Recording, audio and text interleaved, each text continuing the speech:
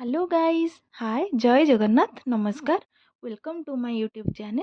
आज मु आपण मानक पई गोटे नुआ रेसिपी आनी देछि जहाँ ना होछि पोईपत्र पिठा।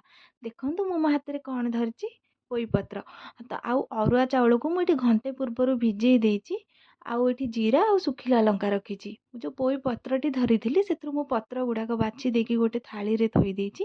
एठी आपण बहुत जल्दी ए रेसिपीटी करि परिबे जहाँ पई अरुआ चाउल सुखिला लंका जीरा आउ पोईपत्र ही केवल दरकार। आ जो पोईपत्र को बाछि देइथिली ताको मु एबे क्लीन करि दोछि।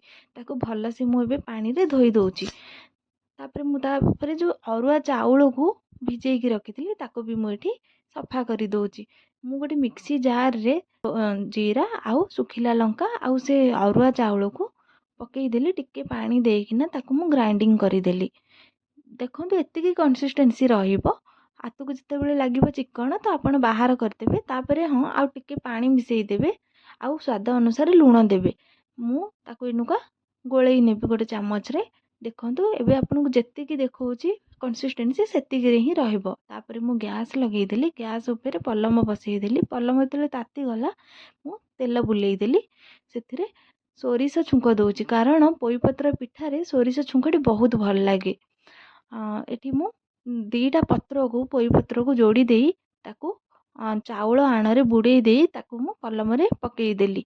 आ ताकू पलटनी रे एपट सेपट करी देबी। दी तीन थर एपट सेपट करी देले ता कलर आपे आपे चेंज हो जिवो। आपण जानि परिबे। देखंतु एठी येलो कलर हेई आसिलानी तो आपण जानिबे कि पिठाटी हेई आसिलानी।